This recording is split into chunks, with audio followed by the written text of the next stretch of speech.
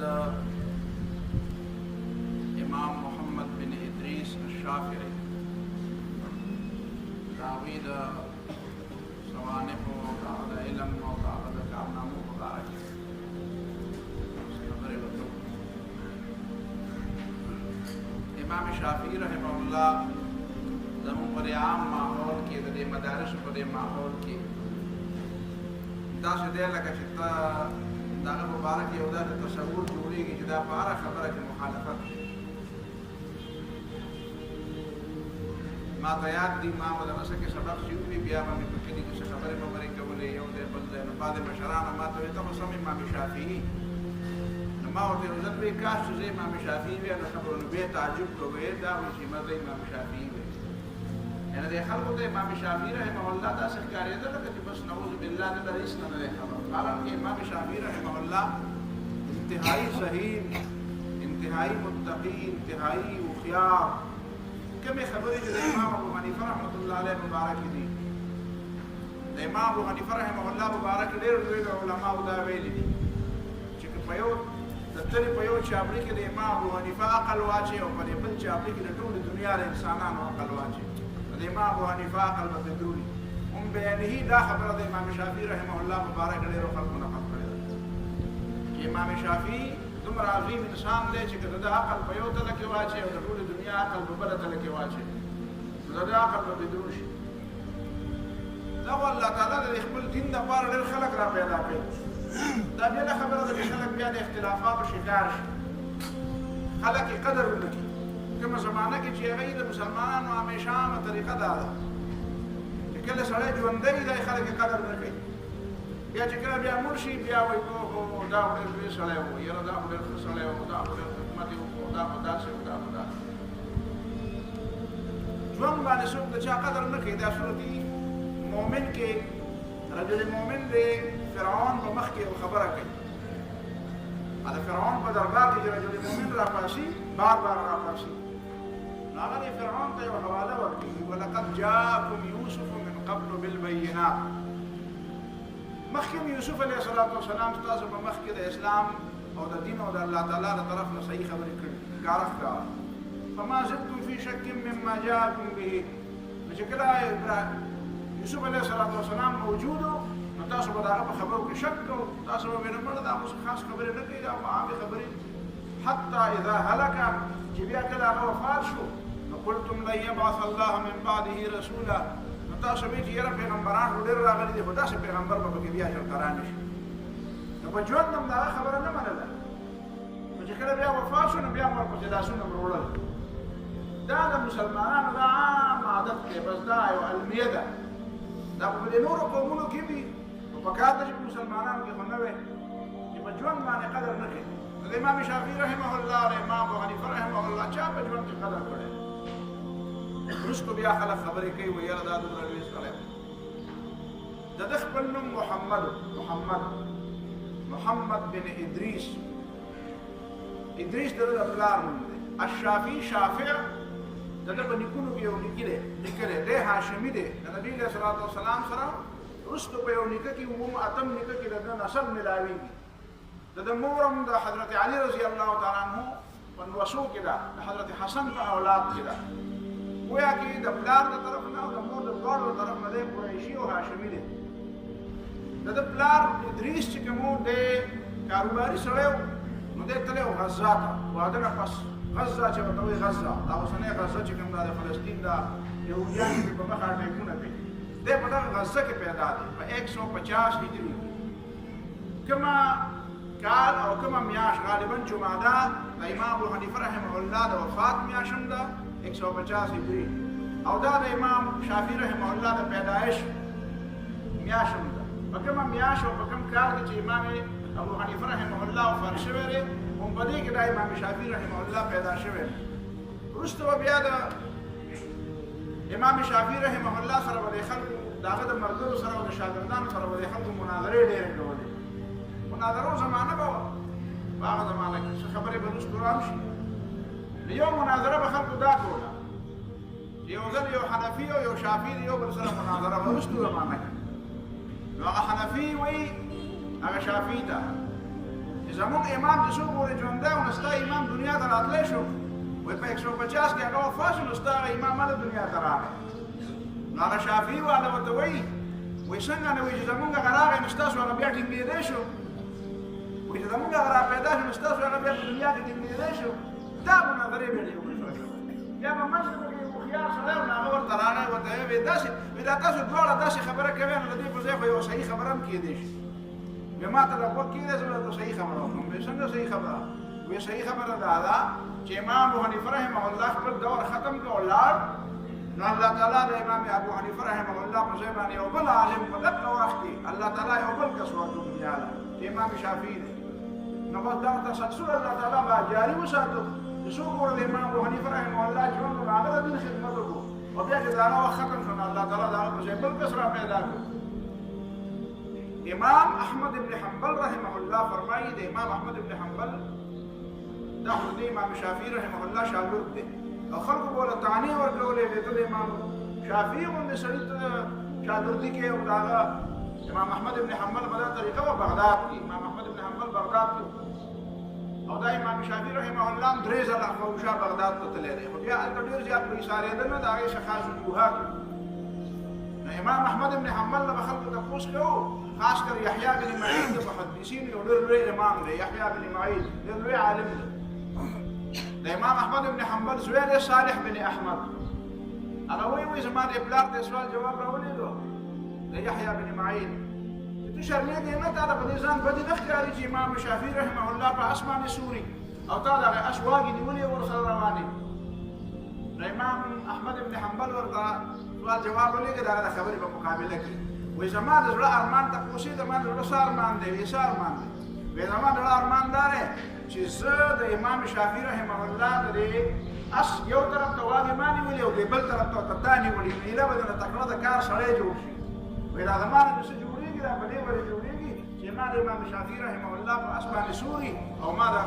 هغه اس واګې نیولې خو چې ستا غوندې سړی راغلی دی چې هغه د بل طرف ته دا واګې نیولې وي هغه بیا د نه غلی شو چې یاره دا خو واقعي به دی زما خو دا خیال دی دا ستا نه په علم کې کم دی دا خلک جنګول هم کوي یو بل سره خو چې ته د هغه د درس ته ولې کښېنې دا به ستا نه په علم کې کم دی دی په څه پوهېږي ته خو په ډېر څه پوهېږې نو هغه ورته د دې خبرې جواب ورکړو بیا به امام احمد بن حنبل وی چې زما رایې دا ده که څوک زما نه تپوس کوي چې امام عمر بن عبدالعزیز دا د اولنۍ صدۍ مجدد دی عمر بن عبدالعزیز د اولنۍ صدۍ مجدد دی او د دویمې صدۍ مجدد چې دی دا امام شافعي رحمه الله امام محمد بن ادریس الشافعي بهرحال دا دومره عظیم سړی د ده نو دی په دې غزه کې پیدا دی غزه کې بیا دی وایي چې زه د 2 کالو وم نو مور مې راوستم واپس مکې معظمې ته واپس مکې معظمې ته راوستم لارې دلته د ده د پیدایش نه مخکې یا د ده د پیدایش سره په دغه وخت کې مړ وفات شوی او هلته په غزه کې ښخ د ده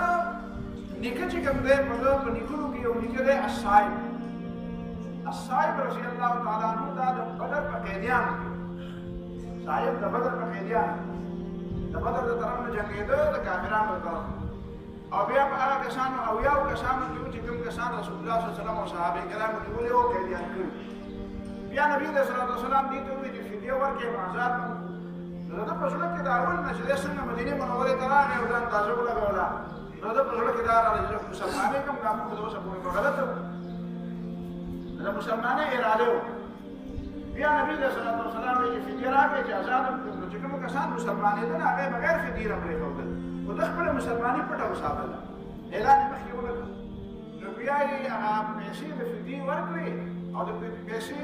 چې څنګه د فدیې پیسې ورکړې همداسې پیسې د کلمه وویل اشهد ان لا اله الا الله واشهد ان محمدا عبده ورسوله نو دا خلک حیران شو ورته او د مکې خلکو هم ورته وویلې نورو قیدیان هم ورته وویل چې ستا په زړه کې د مسلمانۍ خبره وه نو خامخا دا فدیه ولې د مسلمانانو له ورکوله خو د فدیې نه مخکې به د مسلمانۍ اعلان به یې کړی نو فدیه به هم درته بچت پاتې شوي وي نو ده ورته وایي چې ما ته دا د انصاف خبره نه ښکارېده ما ته دا د عدل او د انصاف خبره نه ښکارېده ځکه چې زما باندې د مسلمانانو قبضه لګېدلې وه نو پکار دا وه چې دوی ته د دې حق میلاو شوی دی نو دا زما په مال کې د دې مسلمانانو حق و تاسو ګورئ د اولنۍ ورځې نه د هغه په ذهن کې دا څومره د عدل او د انصاف او د تقوا او د خدای ترسۍ خبره پرته ده چې زما باندې او زما په دې فدیه باندې د مسلمانانو حق و د هغه د حق دې له ورکړم نو دا نه بعض مسلمان دا بیا صحابي دي د رسول الله صلی الله علیه وسلم صاحب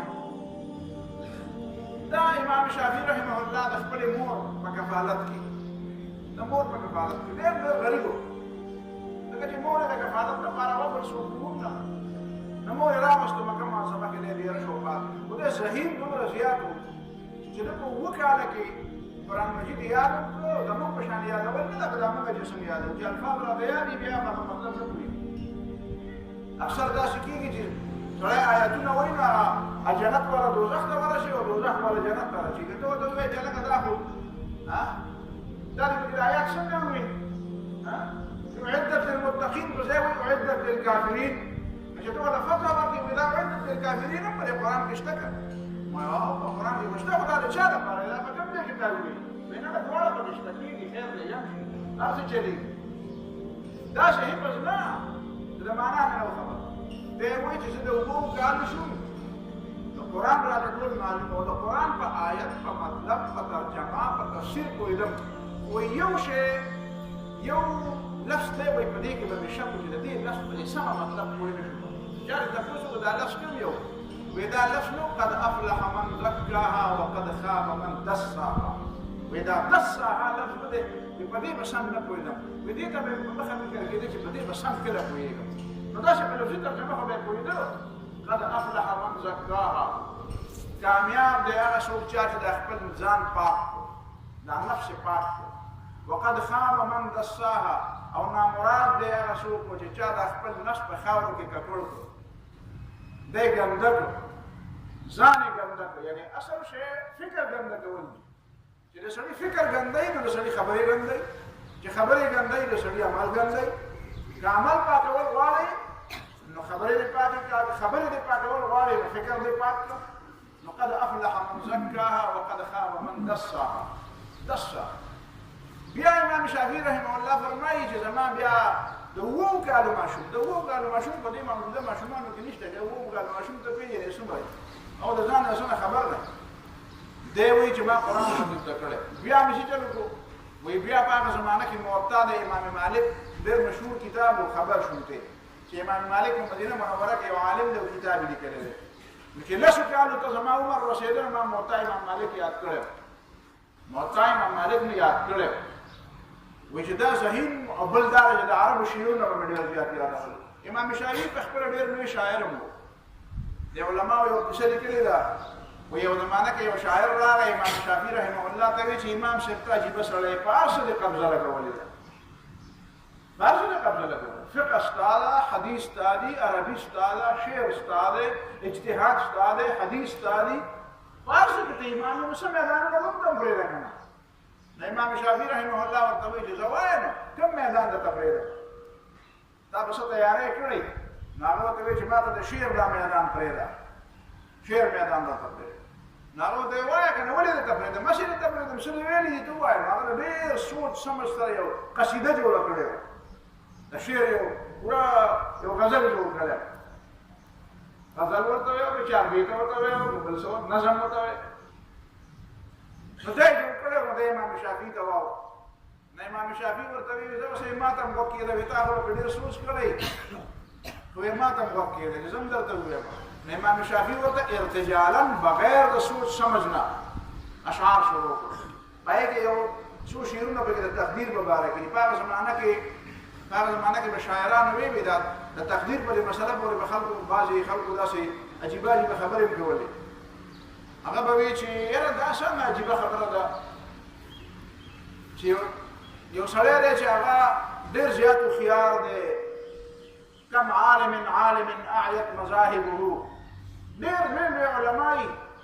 خو د مال او د دولت په وجه باندې هغې ته مشکلات سفر یې کوي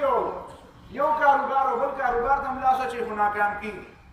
وجاهل تلقاه مرزوقا او ډېر بغرور جاهلان به ته وینې چې هغې سره به د مال او د دولت څه کمی نه وي ورسره ښه به مرزوق دی او پیش کړي هذا الذي ترك الاوهام حائرة په دې خو خلک حیران دي چې داسې قصه ده وصير العالم النحرير زنديقا او کله کله پکې یو ښه عالمي خو چې مال او دولت ته نه ملاوېږي او مشکل کي نو کله کله بیا د خدای نه ګینې شروع کړي نو بل طرف ته واوړي چېرته دا قسمه خبرې به خلکو کولې دم په دې خپلو شعرونو کې داسې قسمه خبرې وکړې نو امام شافعي رحمه الله ورته د الله تعالی په دې بل طرف شو ورته ومن الدليل على القضاء وقدره بؤس اللبيب وطيب عيش الأحمق بيدافع الله تعالى داخل دي خبر دليل د دنیا په خپل نه روانه او دا په عقل او په سوچ هم نه روانه دا مال او دولت او د شي ملاويږي دا په عقل نه ملاويږي ومن الدليل على القضاء وقدره دا الله تعالی څه فیصله کړې دي کدا په عقل باندې ملاويږي دا دنیا نو بیا په کار چې خيارانو سره ډېر دنیا ته مزي په خوا په هندستان کې چې دا یو لطیفو والا صاحب تیر شوی دی نو هغه مبارک د روانو پیاده روانو بل سړی په خر روانو په خر او ګېډۍ په سر څه د لرګو ګېډۍ یا بل څه بوجۍ دی په خپله ملایې ښودې وه او دی په خپله په خر سورو نو دی والا مخې نه ورغی ورته وایي چې دا څه کوې ته چېرته روان یې وایي روان یم که نه نو وایي دا کار به څنګه عجیبه دی چې خپل پیټ او خپل هغه بوج دی په اوږه یې ښودی دی او ته په خر سورې هغوی په دې خر مېړه سوځي چې هم په زما بوجي هم په زما د بوج دا بوجي به نو یې په دې رس وځي نو ځکه مې دا په خپل وګړي خو دې هغه ته وی بے وقوفه په دې خر باندې دې دوړو دا بوج دې دا بوج چیرته لاړ ستا دا بوج څومره دی خو دې دا دومره بوج پاګم شو دا دوړه پرې ویان دیخه نو بیا ته په خر باندې کې خبرونه به دې خر دلته ورته تیز نو دا आवाज کوي دا منډه دی ولي واله وی منډه مې ځکه واله چې څنګه کما کلمه او بیا په خر خسورې ما او ته دوه غټو خيارې د ما دا کما کلتوب د تاسونه بدی ښکارا شو او ما تم ځان بدی ښکارا شو او که ستا سره مې یو څو منټه نور تیر شو کېدای چې زم د خر نه کوشم ځکه چې خيار خلک خدا دې پیاده ګرځي او زه پیاده ګرځېدو ته تیار نه یم ومن الدليل على القضاء وقدره دا الله تعالی تقسیم دی دا د هندستان کې یو عالم دی اگر چې ګډې وړې خبرې ډېرې کوي خو خبره ډېره مزیدار هم لیکلې ده وایي یو هندونه مې تپوس وکړو چې ستا دا کاروبار چې دومره ډېر زیات دی دومره ډېر زیات کاروبار دی او څه شي ته چې ګوتې ور وړې نو موږ د هر څه درته سره او سپین دي په سرو سپینو کې لوبې کوې نو دا ولې ته ډېر زیاته تجربه یې ډېره زیاته ده هوښیار یې ډېر زیاته ده وي هندو یو ساعت یې سوچ وکړو دا ګوتې په دې خوله کې ونیول وی بیا ما ته وایي چې دا د دې شي کار دی دا د هوښیارتوب کار نه دی زما تجربه ما ته دا وایي چې دا تقسیم د رزق بل څوک کوي دا په عقل دا په تجربه دا په دې که زه تا ته دا وایم چې زما تجربه ده نو ما ته د خپلې تجربې شل ځله پته ده زما تجربه ناکامه ثابته شوې ده او د یو ځای نه رزق راغلی دی لهذا دا به نه وایي چې دا په تجربه دا خو فرعون او قارون دا خبره ډېره غلطه خبره کړې وه چې انما اوتیته على علم عندي دا زه پوه یم ځکه ما ته دا مال میلاو دی دا په پوهه نه میلاوېږي دا د الله تعالی یو تقسیم دی دا عقل په پوهه نه دی دا علم په پوهه نه دی وایي په خبره باندې دا جسمانی قوت په پوهه باندې نه دی دا حالات برابرول په پوهه باندې دا نه دی بل دا د الله تعالی تقسیم دی چا د څه شی ورکړي چا د څه ورکړي نو دی امام شافعي رحمه الله چې ورته قصیده ویله نو بیا ورته یې وایه اوس فیصله وکړه هغه وایي یاره به دا ټول ستا شو موږ به بیا شعرونه هم نه وایو بیا دا ټول ستا دا شعرونه هم ته وایه نو امام شافعي شعرونه ډېر کم وي وروسته یو دوه شعرونه تا ته نقل کوم هغه به وی ولولا الشعر بالعلماء يزري ولولا الشعر بالعلماء يزري لكنت اليوم اشعر من لبيدي وای کدا شعر د علماء سره ډېر ښه نه ښکاري دی که نه ځکه چې علما په دې شعرونو کې ډېر زیات ورپسې شي نو بیا به ګډې وډې وایي ښه شاعران دي خو ښې خبرې هم پکې کوي او ګډې وډې هم پکې بیا وایي ځان راقابو کولی نه شي که نه دا ځان راقابو کول خو ګران کار دی که نه او د ټولو نه زیات مشکل شاعر ته دی چې ځان نه شي قابو کولی هوښیارتوب او د اسلام غټه کمال دا دی چې اسلام سړي ته ځان قابو کول ښیي او یو سړی چې خبرې کولی شي نو هغه بیا ځان نه قابو کوي چې ځان نه قابو کوي نو بیا هر څه وایي فی کل وادي یهیمون امام شافعي رحمه الله وایي ولولا الشعر بالعلماء یدري لكنت اليوم اشعر من لبیدي زه به د لبید نه غټ شاعر وی خو که دا شعر د علماو سره نامناسب نه ښکارېدی یعنې ډېر ډېر شعرونه وایي او ولولا خشیة الرحمن عندي جعلت الناس كلهم عبيدي امام شافعي وایي که د خدای یاره نه وی که نه نو ما له داسې چلونه راځي چې دا خلک به مې ټول ځان ته راټیټ کړي وي دا به مې ټول خپل غلامان جوړ کړي وي دا به زما په وینا پاسېدی او کېناستی به دا به زما بندګان وي وی داسې چلونه راځي خو د خدای نه یېرېږم خدای ته یې راټیټوم ځان ته یې نه راټیټوم نو ته به شعرونه ډېر زیات وي په دې عبدالله بن زبیر رضی الله تعالی عنه د خاندان یو کس و زبیري به ورته وي هغه دی ولیده د مکې معظمې په جومات کې وی یاره بچې ماشومه ته ډېر زیات ذهین ښکارې ډېر زیات پوه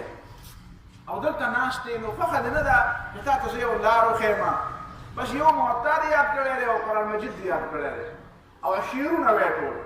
وی د دې په ځای ښه دا نه ده چې تا ته زه یو لار وښیم چې ته فقیه شې فقیه فقه یې زده کړې د فقه عالم جوړ شي او ډېر ذهین او ډېر عالم جوړېدی شي نو دم ورته نصیحت ته وکېښود وی وایه نو څه وکړم وی راغلو چې زه به درته د دې مکې د ګورنر نه خط والمه او د مدینې منورې ګورنر ته هلته په مدینه منوره کې یو امام دی امام مالک ډېر لوی عالم دی او زه به د هغه په نوم باندې سفارش خط والم د مکې د ګورنر نه او لاړ شه او هلته علم زده کړه لاړ شه مدینې منورې ته لاړ شه د امام مالک په درس کې کښېنه صحیح دی لاړ شه نو لاړو د مکې معظمې د ګورنر نه ولا خط راغستو او هغه د مکې ګورنر ته هم خط ولیکو د مدینې ګورنر ته هم خط ولیکو چې د دې هلکه د دې محمد بن ادریس سفارش وکړه امام مالک ته او امام مالک ته هم خط ولیکو چې زه د دې هلک سفارش کوم نو دی په خپل درس کې ځان سره واله چې دی ستا په درس کې ځان سره ناست دی عالم جوړ شي دی لاړو او سیده دغه مدینې منورې د ګورنر بادشاه خواله ورغی ځینې روایاتو کې راځي اول دې جومات کې هم ناست و بهرحال هغه تفصیلات پرېږده نو لاړ د هغه خواله هغه له خط ورکړو هغه ورته وایي او ده ورته وایي امام شافعي رحمه الله ورته وایي چې ما سره څوک غلام یا نوکر ولېږه چې امام شافعي صاحب له ستا دا خط د امام مالک له ستا دا ختم ورکړي او دا زه ورله خپل ختم ورکړم چې د امام مالک په نوم باندې کوم خط ما سره دی هغه ورته وایي امام مالک ته پېژنې امام مالک داسې سړی نه دی وی راځه ما او تا به دواړه لاړ شو او د امام مالک په دروازه کې به کېنو او د عالم په دروازه کې طریقه دا ده څنګه چې د پیغمبر په دروازه کې سړی کېني نو پیغمبر ته په دروازه نه ډبوي چې راوځه هلته به کېني ولو انهم صبروا حتى تخرج الیهم لکان خیرا لهم د عالم په دروازه کې به ته کېنې وی زه به هم کېنم او ته به هم کېنې نو په موږ باندې به دا دوړې موړې راوالوځي او بیا چې امام مالک رحمه الله په خپله خوښه راوځي او موږ ته وګوري نو زړه به یې راباندې وسوځي وایي به چې څه کار و ستاسو نو موږ به ورته دا خط وړاندې کړو زه به ورته خپل سفارش وکړم او تا دا خط به هم وله ورکړم نو سفارش به هم ومني په علماو باندې وایي خلک په دې طریقه خبره مني علما په علما یي نو دی لاړ هلته او کېناست ګورنر صاحب هم لاړ او دروازه کې کېناست او امام شافعي رحمه الله هم هلته دروازه کې کېناست کېناست ډېر وخت شو امام مالک رحمه الله اوس په خبره پوه شوی وی چې بهر په دروازه کې څوک دي نو یو ماشوم یې راولېږله بهر ته چې وګوره چې بهر څوک دي چې ماشوم به بهر ته راغلی وایي څوک یې نو هغه ورته وایي چې دا امام شافعي رحمه الله ورته وایي زه خو د مکې معظمې نه راغلی یم مسافر یم کار مې دی ورسره او دا د دې مدینې منورې ګورنر دی دا هم دلته دروازه کې ناست دی نو ماشومه بېرته لاړه نو امام مالک رحمه الله ته یې ویلي چې داسې دوه کسان دي یو د مکې معظمې نه مسافر راغلی دی طالب علم دی او بل د مدینې منورې ګورنر دی نو امام مالک رحمه الله بار ته راووته وی ها جی څه دپاره راغلی نو امام مالک رحمه الله ته ګورنر صاحب خط ورکړ خبره ورته نه کوي خط یې ورته په دواړه لاسو چې دې دا خط واغلی وی دا جي د مکې معظمې ګورنر تاسو په نوم خط لیکلی دی نو امام مالک رحمه الله خط ولي چې خط ولي نو په دې خط کې سلام دی او دعا ده او بیا ورپسې وروسته وایي چې دا یو طالب علم دی محمد بن ادریس او دا ګورنر صاحب ته ما خط لیکلی دی او دی سفارش کومه چې دی ځان سره طالب علم کړه نو دغه وایي د امام مالک رحمه الله وایي انا لله و انا الیه راجعون خانو د پیغمبر د حدیثو دپاره به اوس خلک د ګورنرانو سفارشونه راوړي دا د سفارشونو علم شو خو راځه هلته کښېنه که نه په جومات کې درس روان دی په دې کې څه خبره دا به ته اوس سفارشونه به راوړې یو سړی علم یې زده کوي نو به ګورنر صاحب پسې ځي او ګورنر صاحب به بیا بل ګورنر ته خط لیکي نو دا به په سفارشونو باندې دا علم حاصلېږي بیا د ده نه تپوس وکړو وایم چې ستاسو نوم دی وایي زما جي محمد نوم دی محمد ماشاءالله محمد خو ډېر ښایسته نوم دی وایي د کوم ځای یې ویلي د مکې معظمې یم وایي ښه وایي څوک یې پلار دی څوک دی نیکه دی څوک دی وایي جي هاشمي یم وایي ښه ته د پیغمبر علیه صلات وسلام نه صحیح نو د پیغمبر علیه صلات وسلام د خاندان سړی نو بیا راځه نو ته خو زموږ لپاره ډېر قابل احترام یې نو راوستو درس کې کېنو بیا ورته وایي چې بچیه داسې چل دی چې معطا به یادې ښه ته ورته وایي بلکل جي به یادو نو بیا چې به امام شافعي رحمه الله خبره کوله نو ده به ورته عبارتونه هغه ورته وایي تا ته خو دا هر څه یاد وایي او جي زه چې د لسو پیالو وبه که نه نو ما معطا یاد کړی نو بیا بیا به امام مالک رحمه الله ډېر زیات اعتماد به وکړ. هغه ټولو شاګردانو کې بیا به امام شافعي رحمه الله باندې ډېر زیات اعتماد وکړ. بیا د امام مالک رحمه الله د وفات پورې 9 کاله یا څه زیات کم امام شافعي رحمه الله د امام مالک رحمه الله علیه سره دلته پاتې. دې نه بعد بیا امام شافعي رحمه الله لاړ بغداد ته چې لاړ تا ما وویل نو بغداد کې بیا د امام ابو حنیفه رحمه الله نه مسلک خلک ډېر زیات وو. امام شافعي رحمه الله خپله یو رایه وه، په احادیثو کې د هغه خپله رایه وه، په فقه کې د هغه خپله یو رایه وه. هلته کې به بحثونه او مناظرې به کېدې، هلته هم ډېر زیات بحثونه او ډېر زیات مناظرې وشوې. د امام شافعي رحمه الله ذهین ډېر زیات و. د ذهانت یو دوه واقعې، یو د ماشوموالي یو واقعه وه. دی لا چې په مکه منظمه کې و، د ده د مور سره یو 2 کسانو سره امانت کېښود. دوکه مطلب یې وه، مطلب یې دا و دا خو ښځه ده دوکه دی څه قیمتي څیزونه کېښودل، په سره و سپین به اوس ملغلرې به وي، هر شی چې یو ځل امانت کېښوده ویلي دا امانت به تا سره پراته وي، ښه وي ښه دي پراته ده. بیا ته مونږ بیا چې کله راشو بیا به درنه والو صحیح ده. بیا راشي بله ورځ چې ګوري ورځې پس دا یو سړی راغی وایي چې یاره دې مورې زمونږ هغه امانت ماله راکړه. وایي ستا بل ملګری څه شو؟ وایي بل ملګری خو مړ دی او زه رالم هغه ما امانت راکړه. نو وایي دا پراته دي دا ورکړه. بله ورځ چې ګوري یو وخته نیمه پس هغه بل راغی، هغې چې وایي چې مړ دی هغه راغی وایي مور زما هغه امانت و. وایي هغه خو ستا ملګری راغلی و هغه ویلي چې دی مړ دی. زه مړ درته یم، ما امانت راکړه، دی امانت ماله ما امانت راکړه، شرط غني تاوان به راکړي. هغه ورته ووایي چې مور ورته ووایي چې مور اوس ستا ملګري ولیدي نو زه له کوم ځایه راغلی دا دغه دی چې اوس یې ورپسې پولیس راوستو او د قاضي په عدالت کې ښځه پېښ کړه. په دې کې امام شافعي رحمه الله په بار کې ترمتی و چې واپس راغی، مور یې روان کړه او پولیس ورسره دي. وایي څه چل دی مور یې؟ وایي دا پولیس راپسې راغلي او داسې کوي. هغه امانت چې راسره سړي ښه ودي هغه رانه یوړل و. دا بل ملګری راغی وایي چې ما دی راکړو درې د کوم نه پیدا کړه. وایي چې راځه پولیس درپسې راغلي، قاضي دربار ته ځو. هغه وایي راځه بیا راځه د دغه پلار دی اوس زما نه وایي ماشو چې قاضي دربار ته وړاندې کړو. ورته وایي څه چل دی؟ ورته چې داسې دې سره ما وایي تا سره امانت ایښودی. وایي وایي بیا وایي بل ملګری راغی. وایي نه نه ما بل ملګري درنه یوړو، زه چې په ما خو نه یم، زما امانت ماله راکړه. امام شافعي قاضي صاحب ته ویل قاضي صاحب یو خبره کوم واوره زما خبره. وایي څه؟ وایي دې ته ووایه چې دواړه ملګري راشي چې ور یې کړي وله. ورته وایي چې بل ملګری ځان سره راوله، بل ملګری ځان سره راوله، تاسو خو دواړه راوړو که نه امانت، زه یو نه نه ورکوم. تاسو به په 2 کسه امانت ایښودی و، زه یو نه نشم ورکولی. ده ته ووایه چې بل ملګری راولي، هغه ته یې ورشه بل ملګری راوله. امام شافعي صاحب ووایي زه مړ شوم او هغه بل ملګری به دی لا بیا راولي، ځکه چې دا په خپل منځ کې میلاو خپل منځ کې میلاو. دی چې بغداد ته لاړ نو بغداد کې به ورسره خلکو مناظرې کولې.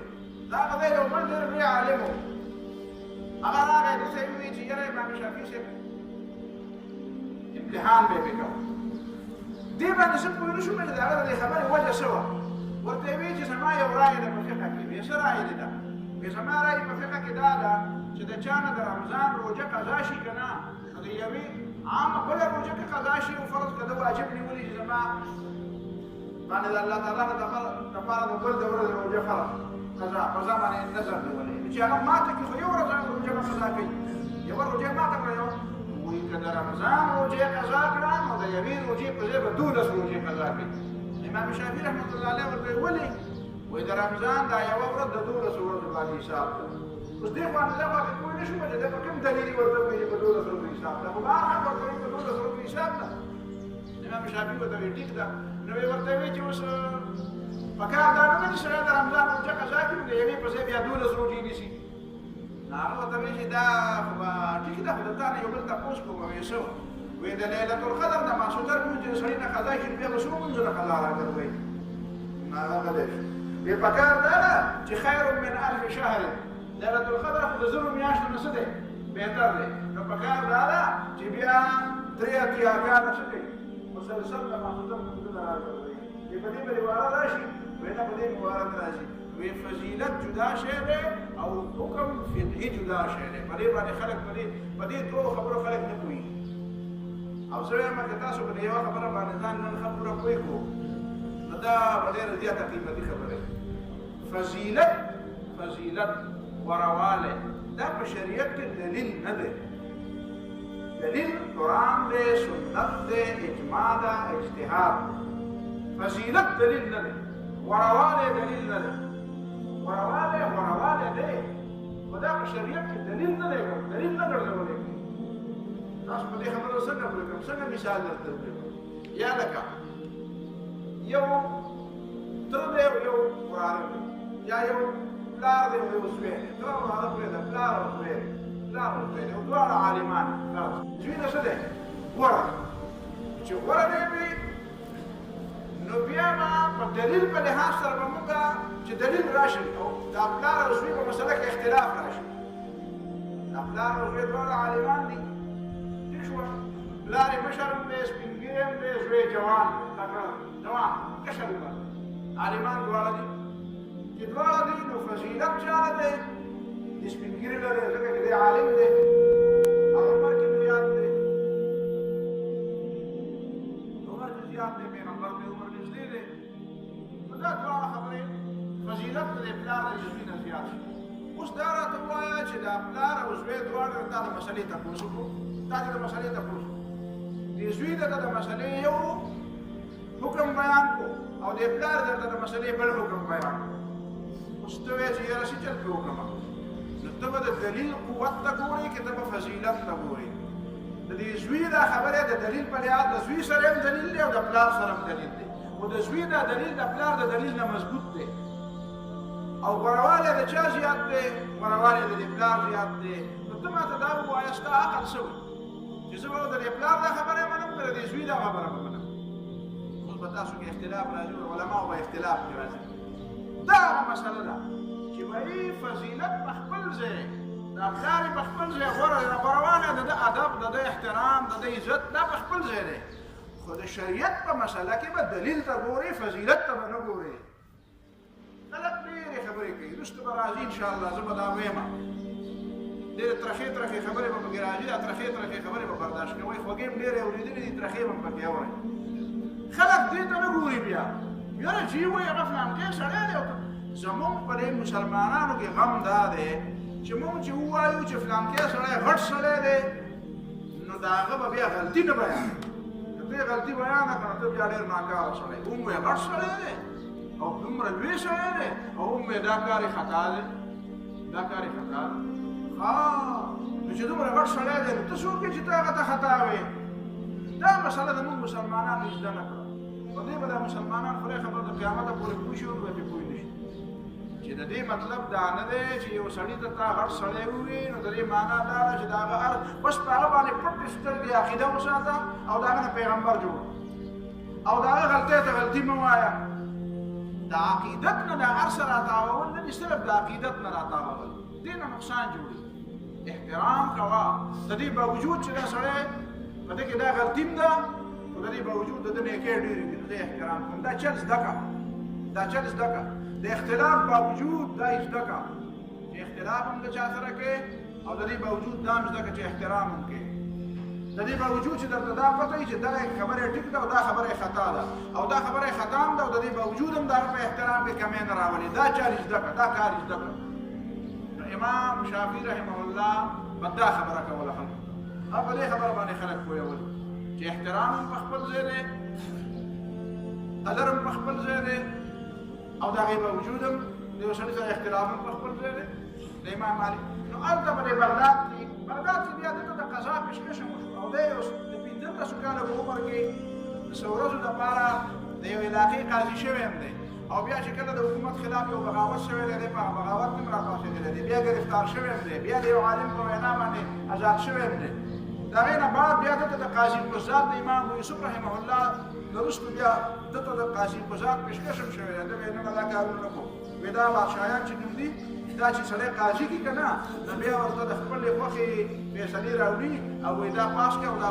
فیل کړه او دا جایز کړه او دا ناجایز کړه او دا جیل ته کړه او دا آزاد کړه. وایي دا ازادي نشته، وایي زه دا کار نه کوم،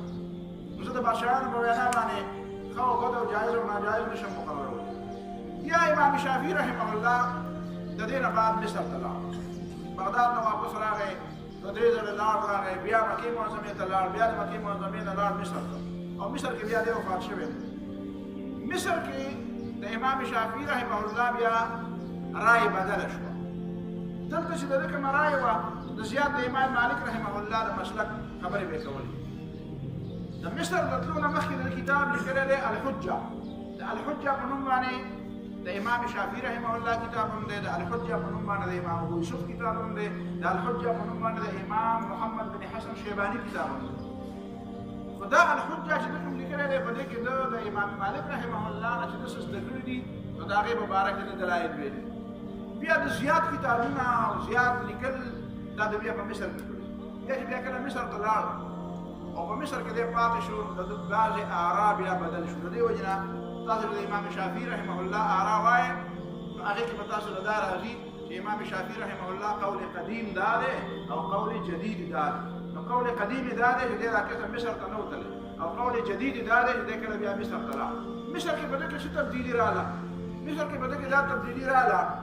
چې ده د احادیثو ډېر زیاته ذخیره وکتله. ډېر زیات احادیث یې راجمع او په احادیثو کې ډېر زیات غور و فکر شروع او د یو بل تصور په ذهن کې راغی چې یو طرف ته هغه فقها دي چې هغې اجتهاد ته او قیاس ته ډېر زیات توجه ورکړې ده، بل طرف ته هغه علما دي چې هغې د حدیثو د ظاهر طرف ته ډېره زیاته توجه ورکړې ده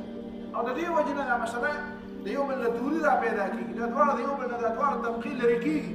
ځکه چې هغه یو په اجتهاد باندې زور لګوي. دا دواړه طریقې ګورې په احادیثو کې شته. یعنې د نبي علیه الصلاة والسلام حدیث کې ته ګورې نو هلته به تا ته دا ملاوېږي چې داسې خلک هم شته چې هغې د حدیث په ظاهر باندې تللي دي او داسې هم شته چې د هغې د حدیث په هغه باطن باندې تللي دي.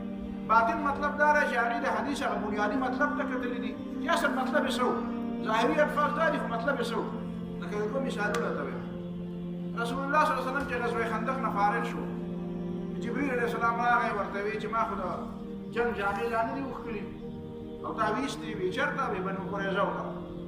مدینې منورې نه دې طرف ته بنو قریظه دي. نو نبي علیه الصلاة والسلام اعلان وکړو وی لا یصلین احد العصر الا فی بني قریظه. وی په تاسو کې د یو سړی د بنو قریظه نه دېخوا د مازدیګر لمونځ نه کوي او ځان ورسوی هلته فوجونه هلته ځان ورسوی د بنو قریظه خلاف جنګ کوي. په لاره صحابه روان دي نو د مازدیګر د لمونځ ټیم راغی. نو ځینې صحابه وایي چې نبي علیه السلام وایي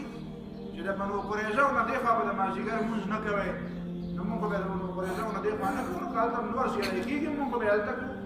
دوی په ظاهر باندې لاړل نو دوی دلته لمونځ ونه کوو او لاړه هلته وی که ناوخته کېږي او په وخته کېږي او پیغمبر علیه السلام وایي چې بس لا یصلینکم مې کوئ مې کوئ. نورو صحابه کرامو ورته وی ګورئ د پیغمبر علیه السلام مطلب دا نه و چې لمونځ قضا کړي. د پیغمبر علیه السلام مطلب دا و چې هلته زر ورسئ هلته زر ورسئ او لمونځ خو په خپل وخت باندې دی. ان الصلاة کانت علی المؤمنین کتابا موقوتا. موږ دلته لمونځ کوو او د لمونځ نه بغیر بل کار نه کوو. لمونځ کوو او سیده بیا ځو. نو هغې لمونځ په ټیم باندې وکړو لاړو چې لاړه هلته او نبي علیه الصلاة والسلام څه وخت پس هلته راورسېدل نو دا دواړه ډلې ورته لاړې ورته ویل د خدای پیغمبره تاسو داسې فرمایلي وو او ته داسې وکړو او موږ داسې وکړو. فلم يعنف واحدا منهم عن نبي الاسلام بدوار ټینګار.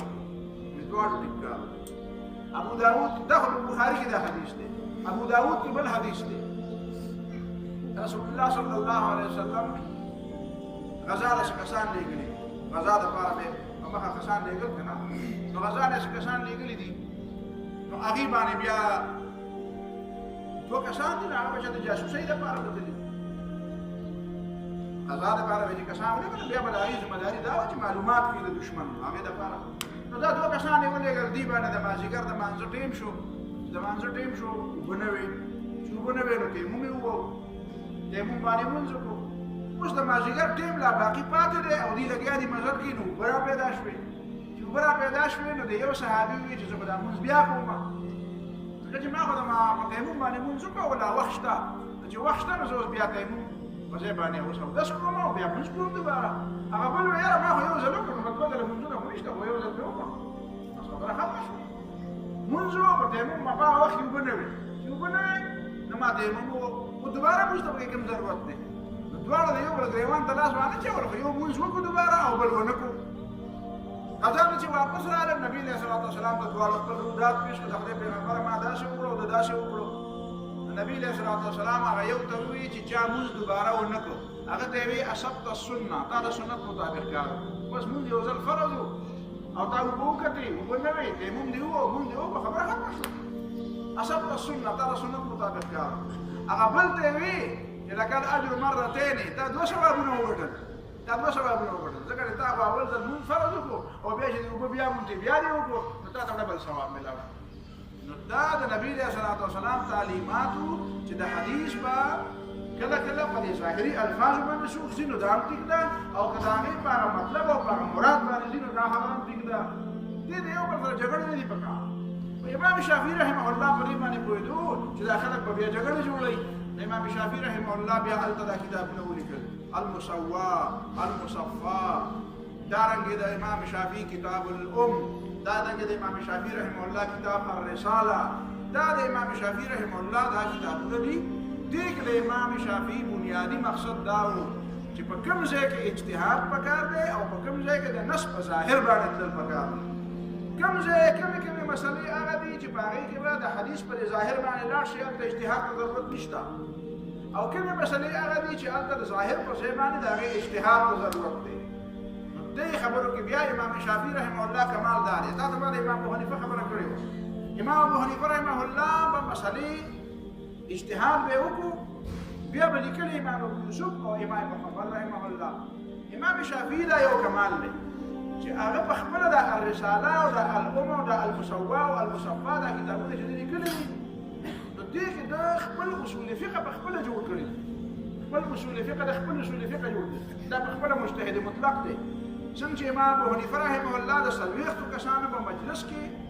د فقه اصول مرتب کړي دي د اجتهاد اصول مرتب کړي دي نو داسې بیا امام شافعي یوازې په یوازې بغیر د چا د ملګرتیا نه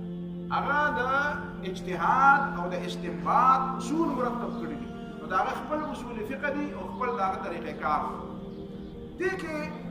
د امام شافعي رحمه الله خلاف هم بیا ډېرو خلکو ډېر څه کړي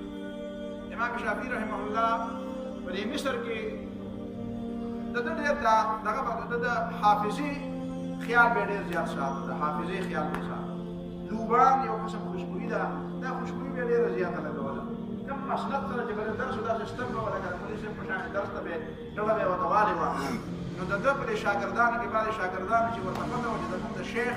لوبان او خوشبويي ډېره زیاته خوښي په خبرات او باغستانه پورې به خوشبويانې مګلې چې د خوشبويي ډېره زیاته خوښي د دې وجه نه بده په مخه زکام واله ډېر خوشبويانو د وجه نه بده په مخه زکام واله بیا امام شافعي رحمه الله په اخره کې بیمار هم شو دای مالکیان چې کوم دي کنه د امام مالک د مسلک بعضی کسان هغه بیا ډېر زیات مخالفت کړي بلکې بعضی مالکیان خدا شي دلته ما د بعضی کسان نمونه نقل کړي دي چې هغه دا و چې فتيان ابن ابي السمح یو مالکی عالم دی عالم به کې بنئ والله اعلم څنګه په پنجاب کې ارګری والا د خلک مولوی شي وایي نو داسې باغام خبره تاسو پوه شئ یعنی دا کار خو د عالم نو دې دغه وی چې یاره د امام شافعي کې څوک پورې مړ نه کنه نو نور مذهبونه لاړه دا داسې عجیب سړی دی چې د په موجودګۍ کې دا نور خلک چې دا اسم نشو دا د دې سړي یو مرګ علاج دی نو وی دې فتيان ابن ابي السمح په سجدو کې دعا د ته خیرې کې ولې چې خدای دې امام شافعي مړ چې دې مړ شوی نه نو په دې مصر کې زموږ د مالکي مذهب په جنازه د ویسته دا خبره له مخامخ سره راتلې نشي دلیل خو سره دونه مضبوط دی ولی یو عالم هغه د سره مناظره وکړه غالبا هم دې په خپل مناظره ورسره او چې مناظره ورسره وکړه امام شافعي رحمه الله دا چې خپل د خلکو په مخ کې د خبرو نه ویشتو نو دې خو پوه شو چې لکه زما خو په دې علاقه کې ډېر زیات د علم چرچه وه او خلکو په دا ډېر علامه دی او زه خو د ده د لاسه وشرمېدم نو بیا به ورته په تاک کې ناست وی چې بل لار خو نه کېږي نو په تاک کې به ورته ناست و چې یاره کله به ماله موقع راځي د امام شافعي رحمه الله به داسې سړی و ازاد به ګرځېدم په بازار کې د ورځې یو ماخوذن و سهار په ضرورت دپاره به ګرځېدم نو چېرته دی په لاره باندې روان دی او دا سړی ورته په تیاره کې ناست دی او سریه ورسره په لاس کې د سریه نه دا د اوسپنې دا لخته ده دا سریه ورسره په لاس کې ده چې دا امام شافعي به کله راځي امام شافعي رحمه الله په لاره روان دی او بوډا شوی هم دی نو اگر چې دومره بوډا په عمر کې خدای نه د 54 سال په عمر کې وفات شوی دی 50 کاله په عمر کې وفات شوی دی دا خو په بهرحال علم او دا دماغ خوري خو سړی ځای ته رسوي نو هغه په لاره باندې روان دی او دا فتیان ظالم ورته ناست دی او اچانک یې ولې په سر باندې ګزار کړی چې په سر باندې ولې ګزار کړی دی دی راپرېوتی چې راپرېوتی دی نو څه هغه زخمونه وو څه نور د بواسیر وو د نور څه بیماري پرې لګېدلې وه او څه د دې ډېر لوبان د استعمال د وجې نه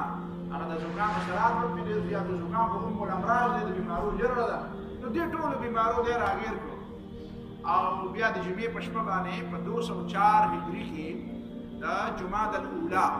الاولی بالکل اخرنی تاریخ 29 تاریخ د جمعه الاولی چې بیا پسې د پاسه د شعبان او د جمعې شپه وه د جمعې شپه د ماښام د ماسخوتن د مانځه په منځ کې د ماښام او د ماسخوتن په مانځه په منځ کې په دې ټیم کې دی بیا وفات شوی دی بیا په دغه وخت کې دلته څه خلک راغلي د وفات نه مخکې امام شافعي رحمه الله ته وایي چې ته څنګه یې نو هغه ته وایي چې یاره موږ د الله تعالی د رحمت نه امید هم ډېر زیات ساتم او د الله تعالی د عذاب نه یېرېږم هم ډېر انسان یم غلطۍ به هم رانه شوي نو بیا یو دوه درې شعرونه ویلي چا ورته وایي چې هغه فلانکۍ مولوي صاحب ستا پسې ډېرې زیاتې خیرې کوي چې خدای دې مړ کړي چې څوک ورته مړ نه وي نو زموږ مذهب نه ژوندی کړي نو ده بیا د هغې په باره کې اوسې شعرونه ویلي دي وایي تمنا رجال ان اموت فان اموت وایي د ډېرو خلکو دا ارمان دی چې زه مړ شم د ډېر خلکو دا ارمان دی چې زه دې مړ شوې نو وایي خیر دی که زه مړ شم فتلک سبیل لست فیها باوحدي دا داسې لار ده چې یوازې زه پرې نه ځم نور هم به ډېر خلک دي خلک دې تلیم دي او نور خلک به پرې روان دي دا داسې لار نه ده چې زه به په یوه دی په ما باندې څه باندې ځان خوشحالوي چې زه مړ شم نو دا به زما دپاره څه ناشنا خبره وي خلک وي به زه به مرم که نه او بیا وایي وقد علموا لو ينفع العلم عندهم ودې خلکو ته په خپله هم پته ده ځکه دوه څلور ټکي دله هم ورځي خو که د علم نه څه فایده اخیستې وې او د علم وله څه فایده ورکړې وې نو دی به د خپل علم نه هم په دې خبره پوه شوي وې چې لئن مت ما الداعي علي بمخلدي که زه مړ شم نو دا زما باندې چې څوک خوشحالېږي زما په مرګ باندې او ما ته چې ډېرې زیاتې خیرې کوي نو د ده څه خیال دی د ده علم ده ته څه وایي چې دی به ټول عمر ژوندی شه چې قرآن آیات دی که نه افإن مت فهم الخالدون د پیغمبر علیه السلام د مرګ هم خلکو ارمان کوو وی شاعر نتربص به ریب المنون وی شاعر دی انتظار کوي چې خدای ورته مرګ راولي د مرګ نه بغیر به دې نه خلاصېږي نو الله تعالی د هغې جواب کوي چې دوی تا دپاره د مرګ خبره کوي که نه نو افإن مت فهم الخالدون ای پیغمبره که ته د دنیا نه لاړ شې نو دوی به د ټول عمر رسېږي دغه خبره امام شافعي رحمه الله په شعر کې وکړه بهرحال دا د امام شافعي رحمه الله مختصر غونې سیرت و ډېر عظیم انسان ډېر سخي انسان ډېر زړور او ډېر بهادر انسان په لغت کې امام وروسته خلک بیا وایي چې امام شافعي رحمه الله یوازې په فقه کې امام نه دی د لغت ډېر لوی او د عربي ادب ډېر لوی عالمان د اسمعي غوندې خلک و د سیبوی غوندې خلک و پوهېږي په خبره باندې داسې د ابن خلدون غوندې د ماهرین دا ټول خلک وایي او د جاهز غوندې خلک ابو علي قالي غوندې خلک د جاهز غوندې خلک دوی وایي چې امام شافعي رحمه الله یوازې په فقه کې او یوازې په استنباط او په اجتهاد کې امام نه دی امام شافعي رحمه الله په عربیت کې هم ډېر لوی امام دی نو دا او امام احمد بن حنبل رحمه الله ورته ویلي دا د دویمې صدۍ مجدد دی نو ګورئ خیال کوئ دا ځینې خلک بیا چې خبره وکړي که نه نو دا نومونه ډېر په بېادبۍ باندې یادوي د امام شافعي نوم ګورئ په بېادبۍ باندې مالخه دا ټول زموږ امامان دي یحیی بن معین و عالمو ابن عبد البر مالکی یو کتاب لیکلی دی ابن عبد البر مالکی د امام مالک نه مسلک سړی دی او دا کتاب لیکلی دی کتاب العلم وفضله الکتاب العلم وفضله د علم او د علم فضیلت په هغې کې هغه د ډېر لوی علماو قول نقل کړی دی رحم الله ابا حنیفه کان اماما الله دې په ابو حنیفه رحم وکړي دا زموږ امام رحم الله شافعيا كان اماما الله دې په امام شافعي رحم وکړي دا زموږ امام رحم الله مالكا كان اماما الله دې په امام مالک رحم وکړي دا زموږ امام رحم الله احمد كان اماما الله دې په امام احمد بن حنبل رحم وکړي دا زموږ امامان دا ټول زموږ امامان دي دا ټول زموږ لپاره سر ګلونه دي دا ټول زموږ د اسلامي تاریخ عظیم خلق دی په دې فخر پکار دی د دې بېادبي نه ده پکار د دې د علم او د دې د محنت او د دې د مشکلاتو د برداشت کولو او د دې دومره محنتونو او د دې دومره تکلیفونو د ناقدري نه ده پکار د دې قدر وکړي او کوم خلک چې د خپلو مشرانو قدر کوي نو بیا روان مشران د هغې قدر کوي. اقول قولي هذا واستغفر